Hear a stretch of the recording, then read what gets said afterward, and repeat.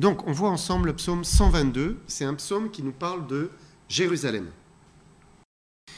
Donc, c'est le roi David qui a fait de Jérusalem, Jébus à l'origine, ça s'appelait Jébus, la grande ville d'Israël. Alors, bien sûr, c'était sous l'inspiration de Dieu. C'est Dieu qui l'a poussé à choisir cette ville pour devenir la ville sainte, la ville chérie, la ville protégée par Dieu. Et aujourd'hui, une ville qui est source de déchirement et de débat, puisque la Bible dit que Jérusalem est une coupe d'étourdissement. Mais avant qu'elle devienne ce qu'elle est aujourd'hui, elle était la ville sainte, elle était Sion, c'était le centre du ralliement du peuple de Dieu, puisque Dieu y résidait dans son temple, à Jérusalem. Et David avait fait le choix de prendre Jérusalem pour capitale plutôt qu'Hébron, parce que Hébron était excentré dans le pays. Et il a fait de Jérusalem la capitale politique et religieuse du peuple d'Israël. Et c'est bien sûr dans cette ville que résida l'arche de l'Éternel pendant des années, puisque c'est là où Salomon a aussi construit le temple. Et tout Israël venait à Jérusalem pour adorer l'Éternel. Et on comprend que David aimait profondément cette ville, puisqu'il aimait son Dieu qui avait choisi cette ville. On va lire ensemble le psaume 122. Donc, Cantique des degrés de David. Je suis dans la joie quand on me dit « Allons à la maison de l'Éternel ». Nos pieds s'arrêtent dans tes portes, Jérusalem. Jérusalem, tu es bâtie comme une ville dont les parties sont liées ensemble. C'est là que montent les tribus de l'Éternel, selon la loi d'Israël, pour louer le nom de l'Éternel. Car là sont les trônes pour la justice, les trônes de la maison de David. Demandez la paix de Jérusalem, que ceux qui t'aiment jouissent du repos, que la paix soit dans tes murs et la tranquillité dans tes palais. À cause de mes frères et de mes amis, je désire la paix dans ton sein. À cause de la maison de l'Éternel, notre Dieu, je fais des vœux pour ton bonheur. Donc, on voit ici, c'est un psaume de nouveau de David, et il fait partie des cantiques qui étaient chantés quand on montait à Jérusalem, ou bien quand on montait sur les degrés. Je vous avais expliqué ça dans un précédent psaume, donc les degrés étant les marches du temple. Et dans ce cantique, David manifeste son amour, sa joie, son bonheur de voir Jérusalem prospérer, parce que c'était la ville qui rassemblait ses amis, ses frères, et puis parce que c'était la ville de son Dieu. Et donc, comme il aimait Dieu et que Dieu était présent dans la ville, alors il aimait forcément Jérusalem. Et on va voir trois choses. On va voir son attitude vis-à-vis de Jérusalem, on va voir sa vision de Jérusalem, comment il la voyait, et puis on va voir ses souhaits, ses désirs pour Jérusalem. Et c'est intéressant de se pencher sur cela, donc son attitude, sa vision, ses souhaits, parce que finalement ça devrait être aussi nos souhaits, nos désirs, notre vision pour l'assemblée, donc l'Église que Dieu nous donne. On veut qu'elle prospère, qu'elle avance, qu'elle progresse, comme c'était le cas pour Jérusalem, et comme David voulait du bien pour Jérusalem. Alors d'abord, son attitude vis-à-vis de Jérusalem. Verset 1, on le relit, Cantique des degrés de David. « Je suis dans la joie quand on me dit « Allons à la maison de l'Éternel ». Nos pieds s'arrêtent dans tes portes, Jérusalem. Et ce que l'on voit ici, c'est que David est enthousiaste, il est joyeux, il est volontaire pour se rendre dans la ville sainte. Il n'était pas en train de traîner les pieds pour aller à Jérusalem, et plus particulièrement pour aller au tabernacle, puisqu'à l'époque il n'y avait pas encore le temple de Salomon, puisque c'est plus tard, il n'y avait pas encore le temple, donc c'était le tabernacle, c'était la tente, c'était une tente, et puis à l'intérieur de la tente il y avait l'arche de l'alliance, ce coffre en or, et Dieu habitait là, dans l'arche.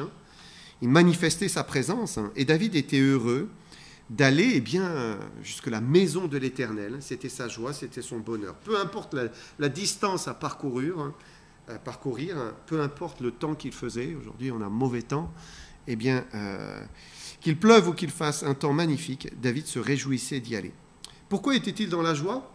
Tout simplement parce qu'il aimait Dieu. Il aimait l'Éternel. et c'était la ville de son Dieu, celle sur laquelle il avait son regard. Dans le psaume 132, il dit ceci. « Oui, l'Éternel a choisi Sion, il l'a désiré pour sa demeure. » Donc vraiment, c'est Dieu qui avait choisi. Sion, c'est Jérusalem, hein. Donc avait choisi Jérusalem. Regardez encore ce que Dieu dit d'elle, toujours dans ce psaume 132, la suite. C'est mon lieu, donc c'est Dieu qui parle, c'est mon lieu de repos à toujours. J'y habiterai, car je l'ai désiré.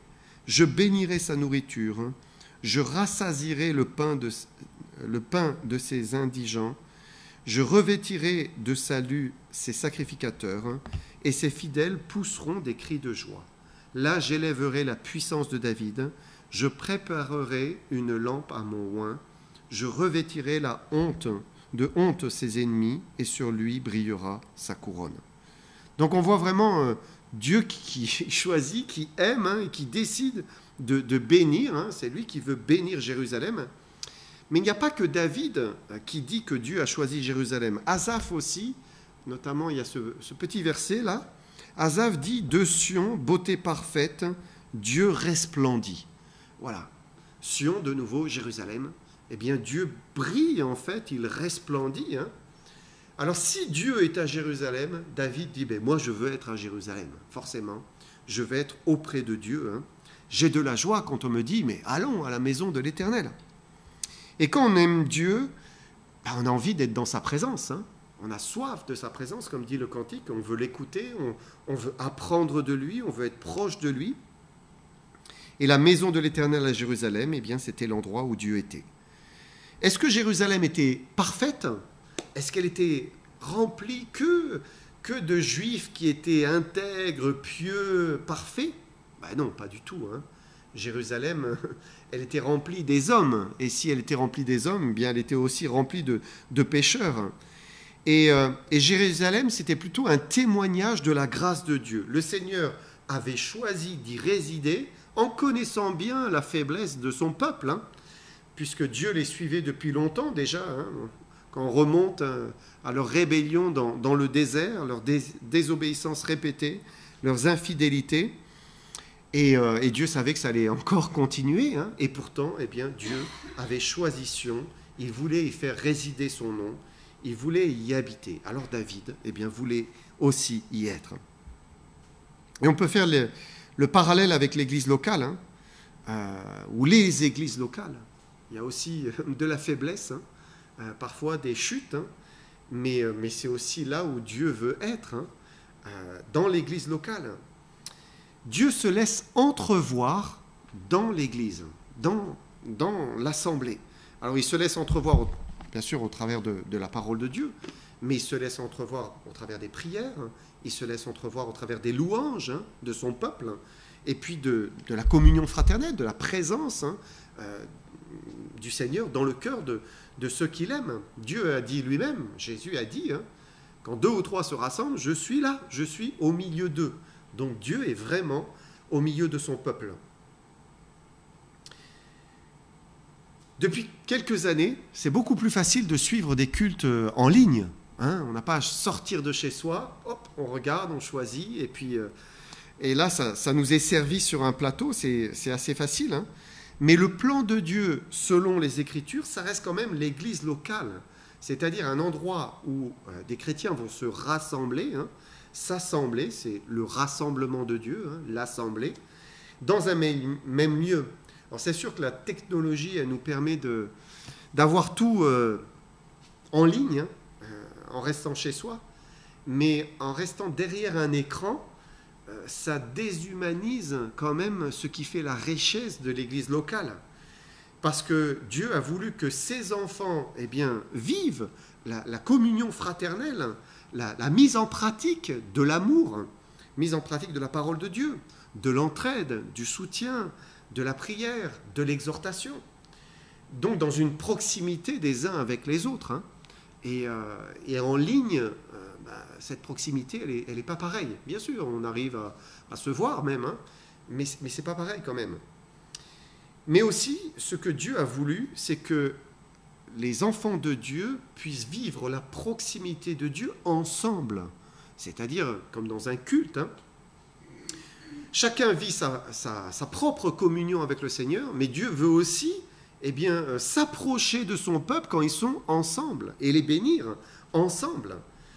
Il veut aussi les entendre le louer ensemble, le prier ensemble et l'adorer ensemble. Et le croyant qui va bien, il est dans la joie quand on lui dit allons à la maison de l'Éternel. Hein. Voilà, hein. C'est là où Dieu envoie la vie et la bénédiction pour l'éternité, quand des frères sont heureux d'être ensemble et des sœurs sont heureuses d'être ensemble. On lit dans 1 Jean, « Nous avons de lui ce commandement que celui qui aime Dieu aime aussi son frère. » Donc on ne peut pas dire « Moi j'aime Dieu, mais j'aime pas mon frère, j'aime pas ma sœur. » Dieu dit « C'est pas possible. » Si on m'aime, alors on va aussi aimer les frères et sœurs. Et donc l'amour pour Dieu est lié avec l'amour pour les frères et sœurs. Quand on aime Dieu, naturellement, on va avoir de l'amour pour ses frères et sœurs. Alors si je n'aime pas les autres enfants de Dieu, c'est probablement que je ne vais pas très bien dans ma relation avec Dieu. Parce que si j'allais bien, j'arriverai à avoir de l'amour. Hein. Je puiserai en lui de l'amour. Hein. Dieu nous pousse à nous aimer les uns les autres. Hein. Et même si, parfois, quelqu'un nous fait du mal ou quelqu'un manque de tact ou ne fait pas ce qu'il faut, l'amour pour Dieu va faire en sorte que je vais regarder la personne avec les yeux de Dieu. Et Dieu va me donner de prendre un peu de hauteur par rapport à ce que je vis et d'avoir de la compassion et d'avoir de la grâce, de la miséricorde, de la patience et de prier. Donc quand on aime Dieu, on aime naturellement ses frères et sœurs. Et celui qui cherche à connaître Dieu, à aimer Dieu, à le choisir chaque jour, à s'attacher à lui, il va aimer ses frères et sœurs, il va aimer l'Église. Et donc il y a une relation entre notre amour pour le Seigneur et le fait de rencontrer mes frères et sœurs, d'avoir une communion avec les enfants de Dieu. Et quand on y pense, avoir une église locale, c'est vraiment une grâce. C'est une grâce. Malheureusement, on ne perçoit pas toujours que c'est une grâce tant qu'on l'a.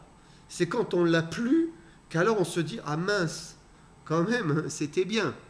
Quand on pense à ceux qui n'ont pas d'église locale, parfois on est dans une zone, certains ont habité dans la campagne, de faire 50, 100 km pour avoir une église.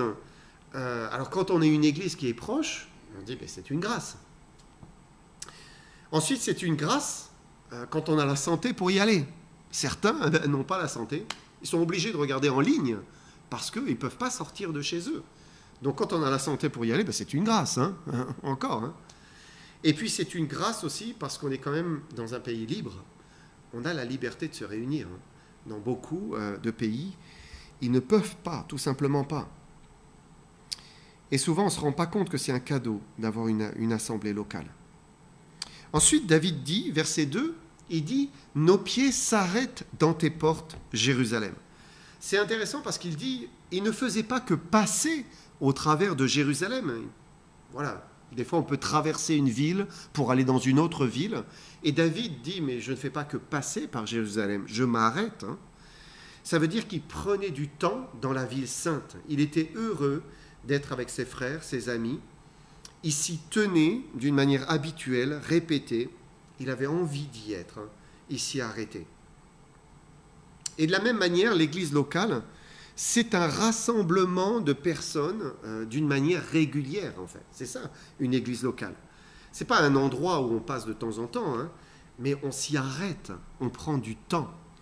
Et je trouvais intéressant ce que Paul a dit dans l'Épître aux Romains. Regardez ce qu'il dit à la fin de l'Épître aux Romains. Paul dit « Saluez Prisca et Aquilas, mes compagnons d'œuvre en Jésus-Christ. Saluez aussi l'Église qui est dans leur maison.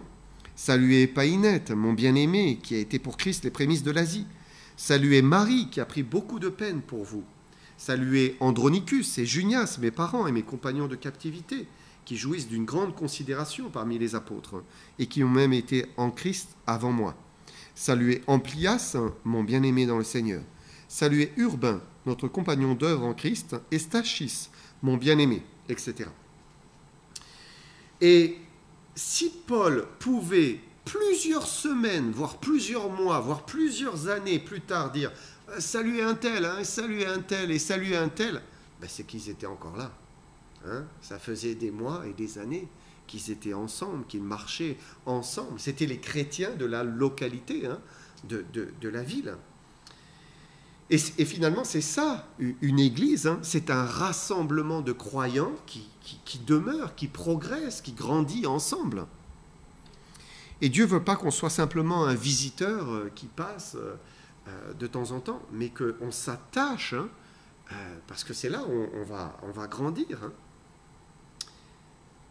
On peut voir maintenant la vision que David avait de Jérusalem, versets 3 à 5. Jérusalem, tu es bâtie comme une ville dont les parties sont liées ensemble. C'est là que montent les tribus de l'Éternel, selon la loi d'Israël, pour louer le nom de l'Éternel. Car là sont les trônes pour la justice, les trônes de la maison de David. Et la ville de Jérusalem, elle est très circonscrite, puisqu'il y a des murailles. Hein. Et donc, à l'intérieur de ces murailles, chaque mur, chaque maison, chaque poutre même était partagée, hein, de maison en maison, et tout est lié comme cela. Vraiment, Jérusalem, c'est... Voilà, quand on colle les maisons les unes aux autres, hein, ça finit par ne faire qu'un tout. Hein.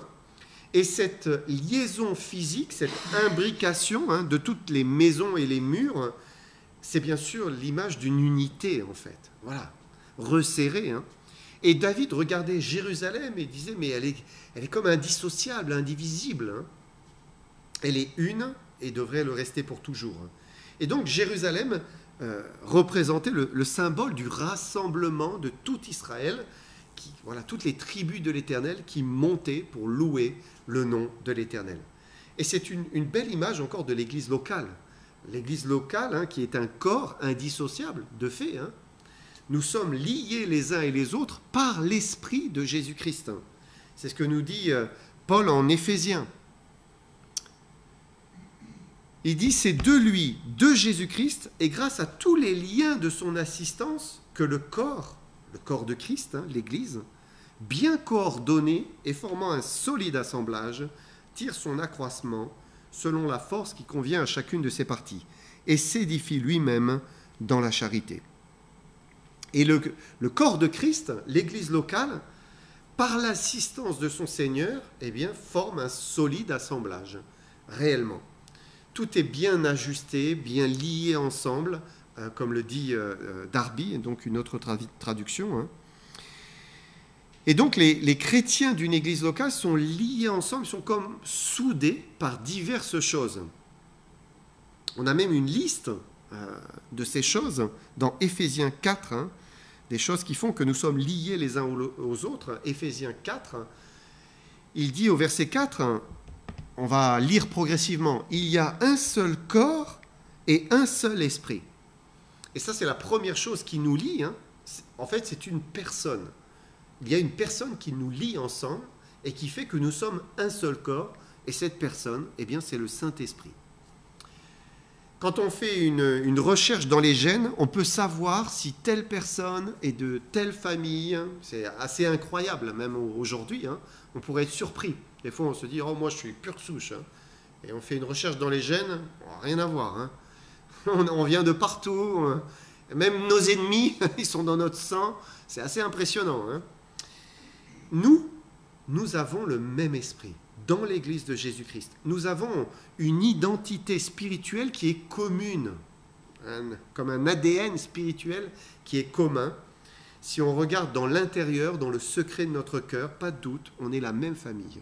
Parce qu'on a le même esprit. On est scellé du Saint-Esprit. Donc il dit, il y a un seul corps et un seul esprit, comme aussi vous avez été appelés à une seule espérance par votre vocation. Et là encore, eh bien, ça nous lie, ça. Notre espérance, elle est commune. Nous attendons la rédemption de notre corps. Hein. Nous serons transformés à l'image de Jésus-Christ. Hein. quand il va nous prendre avec lui dans l'éternité. Donc on a le même but, même direction, et ça nous lie les uns aux autres. Il y a ce cantique qui dit « Te ressembler, Jésus ». Voilà, c'est mon désir ou mon espoir suprême. Et le chrétien, il a envie de ressembler à Jésus. Et ça nous lie aussi. On a tous envie de ressembler à Jésus. Ensuite, il dit, il y a un seul Seigneur. Un seul Seigneur. Et nos yeux sont sur une seule personne, Jésus-Christ. C'est notre maître, il est la tête du corps. Il est le Seigneur de tous et de toutes. Et donc, il n'y a qu'une autorité de qui émanent les ordres, les directions, les commandements. Et on ne peut pas être sous la même autorité sans de fait être lié. Il y a un lien, puisque, on n'a qu'un seul chef, Jésus-Christ. Ensuite, il dit, il y a une seule foi. Et cette foi, c'est l'enseignement biblique, c'est la parole de Dieu, c'est la doctrine. Et cette foi, elle est unique, elle est entière, elle est dans la parole de Dieu. Alors bien sûr, si on prend toutes les églises locales, on va trouver des petites divergences, des points secondaires. Mais une église locale, elle se rassemble avec cette foi commune. Nous croyons les mêmes choses. C'est aussi pour cela qu'une église locale a en général une confession de foi, pour dire nous sommes sûrs et certains de cela. Voilà, ça nous réunit. Et même une assemblée locale va être d'accord même dans des choses secondaires. C'est ce qui permet une parfaite unité ensemble. Ensuite, il dit, il y a un seul baptême. Et là encore, c'est ce qui nous rassemble. C'est le fait d'avoir voulu obéir à Jésus-Christ, d'aller jusqu'au bout. Le Seigneur dit, si vous croyez en moi, descendez dans les eaux du baptême. Faites-vous baptiser en signe d'obéissance, parce que vous voulez vivre pleinement votre vie avec moi, mourir à vous-même et revivre pour vivre pour moi. Et ça, c'est ce qui nous lie. Nous avons tous, nous sommes tous descendus dans les eaux du baptême, ou nous allons descendre dans les eaux du baptême, Dieu voulant. Ensuite, il y a un seul Dieu et Père de tous, qui est au-dessus de tous, et parmi tous, et en tous. Quel beau verset. Et c'est le lien final, pour finir la liste. Nous sommes rassemblés, liés les uns avec les autres, par cette autorité souveraine que nous avons tous acceptée. Notre Dieu est Père de tous, au-dessus de tous, parmi tous, et en nous tous. Qu'est-ce qui peut plus nous unir que tout cela? Il est celui que nous aimons, que nous servons, que nous adorons, que nous prions. Nous avons le même Père céleste. Alors on peut dire que, dans une église locale, les chrétiens ont des liens très forts, qui sont même plus forts que les liens de la chair.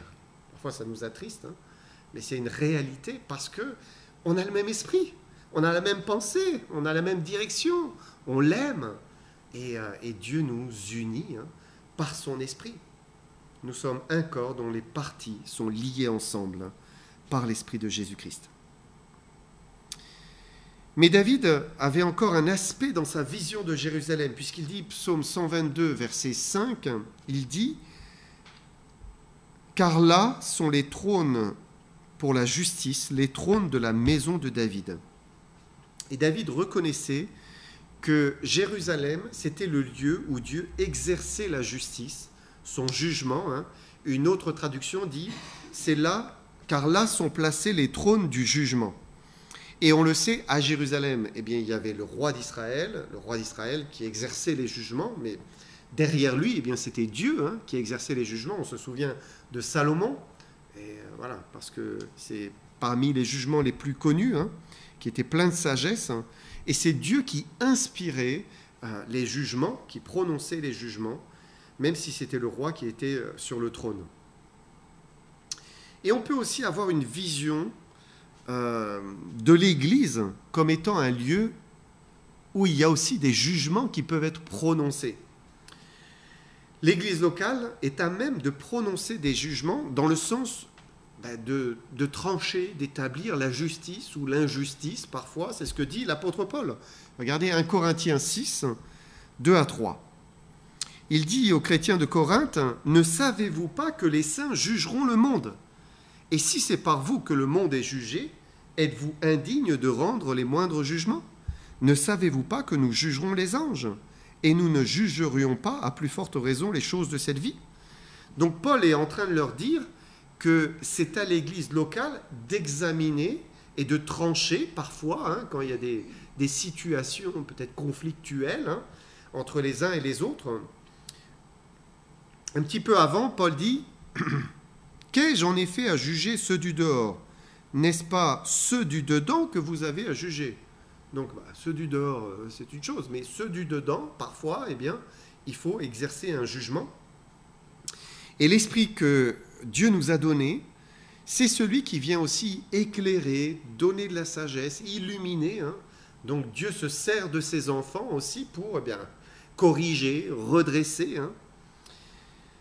Alors bien sûr, on ne parle pas ici de transgression des lois de la République. On n'est pas du tout en train de parler de ça.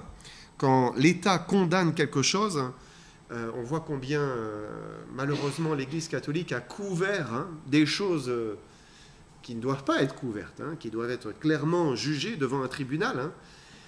Et s'il y a un crime qui est commis, eh bien, on ne peut pas le couvrir. Non, on doit le dénoncer, bien sûr. Il faut obéir aux autorités, selon ce que Dieu dit.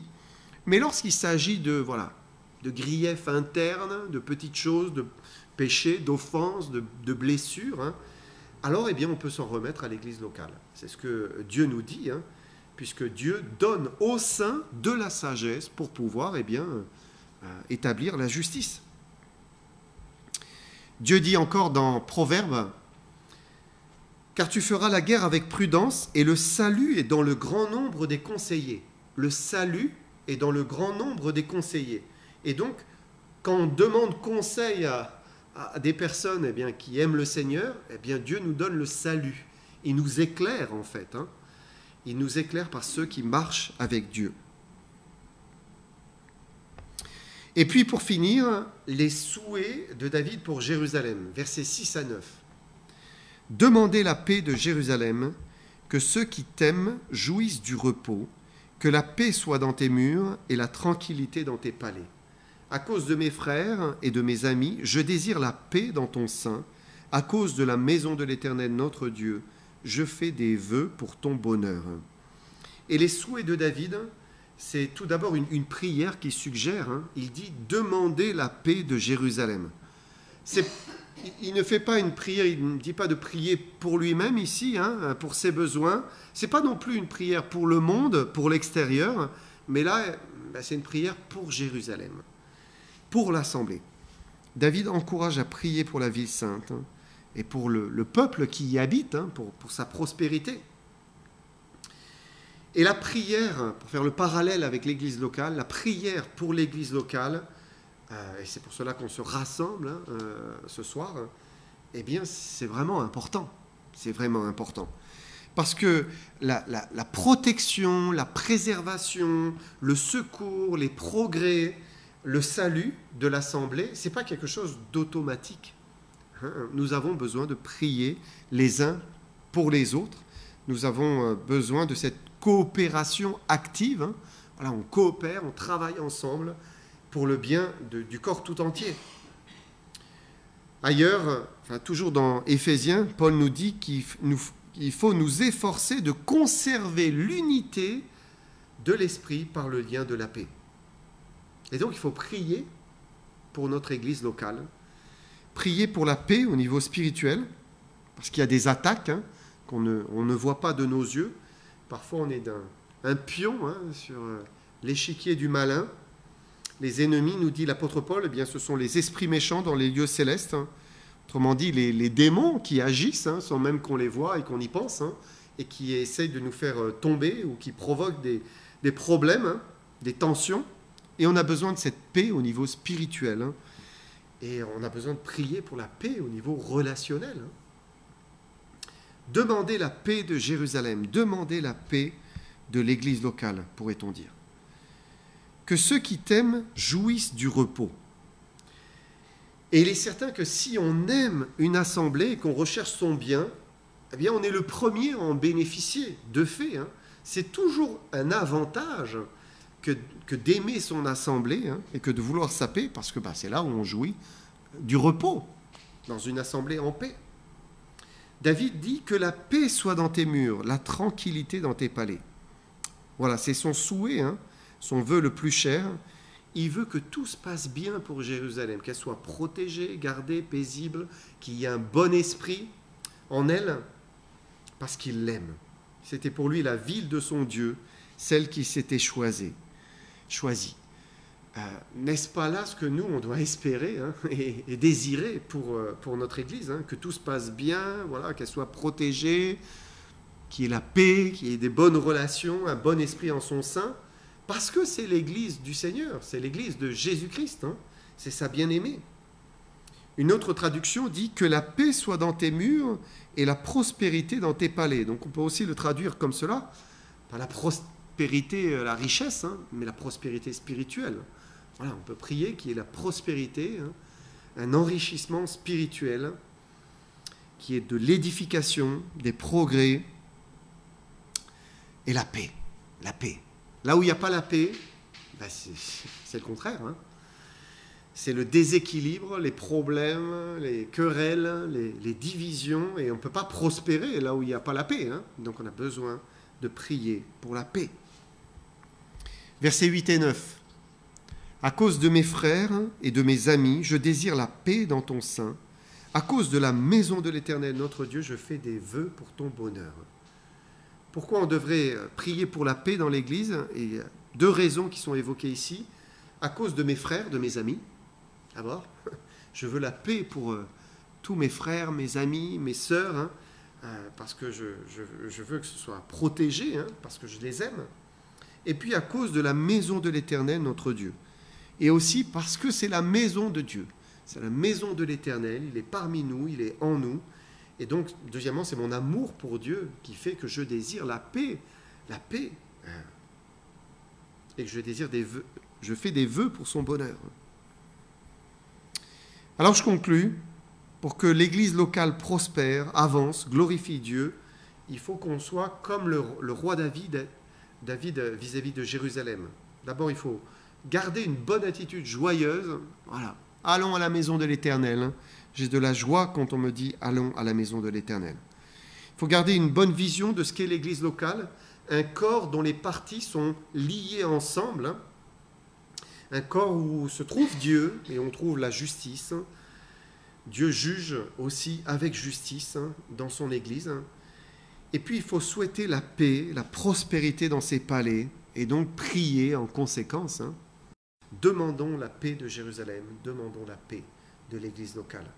Jérusalem, ça signifie fondement de la paix. C'est intéressant, hein? Et donc c'était la ville toute choisie pour qu'il y règne la paix. Et pour ce qui est de l'Église, Dieu a fait descendre la colombe. On représente la paix avec une colombe aujourd'hui, hein, la colombe du Saint-Esprit. Dieu a fait descendre la colombe dans nos cœurs. C'est là où doit régner la paix, dans nos cœurs et dans l'assemblée. Hein. Clairement, c'est là où Dieu veut qu'il y ait la paix. Donc prions pour cela. Amen.